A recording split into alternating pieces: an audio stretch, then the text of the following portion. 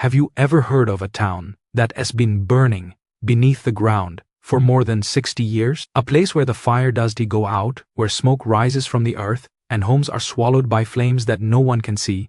This isn't a horror story.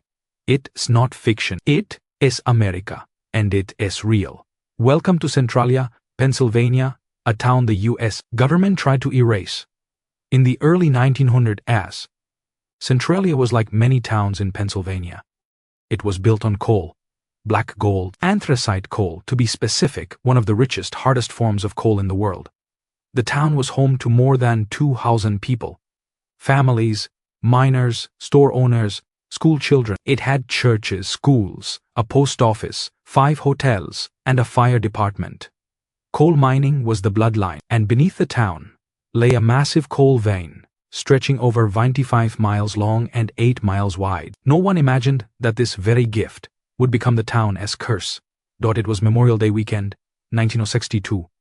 The town's leaders had a simple task: clean up the town landfill. Back then, one common method of trash disposal was burning, so they set the trash on fire. What they did, what no one knew, was that just beneath the landfill was an old mine shaft, abandoned, forgotten, and it wasn't sealed properly. The flames crept through the cracks, down into the shaft, and caught the coal vein. A fire had been born, one that would never die. At first, no one panicked. Mine fires had happened before in Pennsylvania. They usually burned out in weeks or months, but this fire was different. It was deep. It was fed by a nearly endless supply of anthracite coal. It burned hotter and faster than anyone expected, and it was spreading. Crews tried to dig trenches to stop it. They poured water and wet sand to smother it. Millions of dollars were spent in early efforts to extinguish the fire. But nothing worked. The fire kept moving, inch by inch, beneath the feet of the people of Centralia. In the 1970s, the signs could no longer be ignored. Smoke began pouring out from the ground in random places. Yards grew warm to the touch. Basements filled with toxic carbon monoxide. Vegetation began to die. Wild animals fled the area, and still the fire spread. In 1979, the first real alarm was sounded.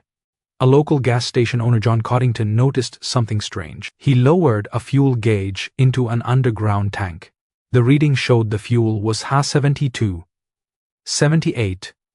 Beneath his gas station, the earth was boiling.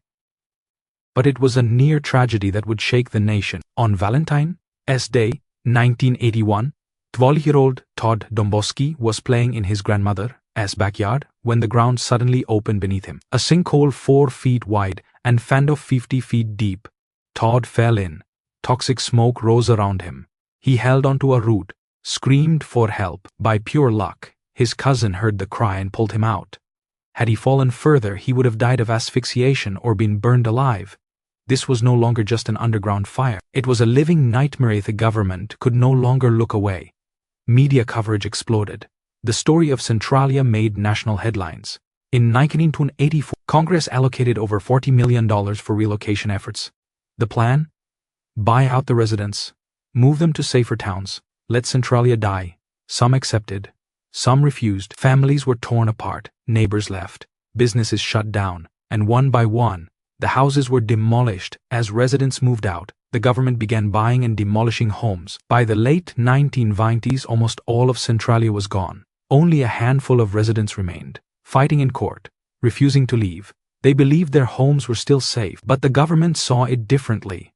In 2002, the U.S. Postal Service revoked Centralia's zip code, 7927.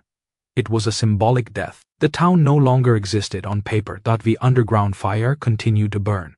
And it still does. Decades later, experts believe it could burn for another 10,000 years.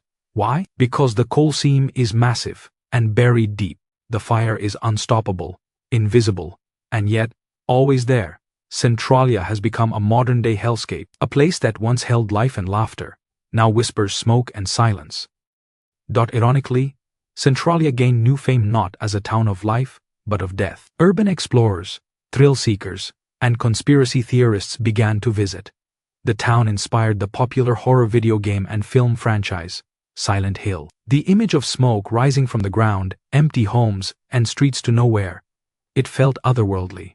Even today, tourists drive through Centralia to witness the remains of a forgotten town. They walk along what used to be Route 61, now called Graffiti Highway, covered in spray paint, curses, and strange symbols. It has since been buried in dirt by the state to discourage visitors. But curiosity never died. In 2013, the last 8 residents won the right to live out their lives in Centralia. After that, their properties would belong to the state. These were people who refused to leave, not because they did fear the fire, but because it was their home. They lived in silence, among the ghosts of their neighbors, among memories fading year by year. As of 2024, fewer than 5 people remain. No stores, no schools, no churches, just smoke and memories. What happened in Centralia is not just a tragedy, it is a warning. There are over 200 known underground coal fires burning today across the world. In places like China, India, and even other parts of the US, these fires destroy ecosystems, displace people, and pollute the air. And most of them started with a simple spark. Centralia reminds us how fragile our relationship with the earth truly is. A small fire, left unchecked, can consume not just fuel, but futures. Centralia was once a proud American town. Now, it's a memory buried under ash and fire, a place erased from maps, but not from history. And perhaps not from the future. Because beneath our feet, in the veins of the earth, the fire still burned, and Centralia still waits.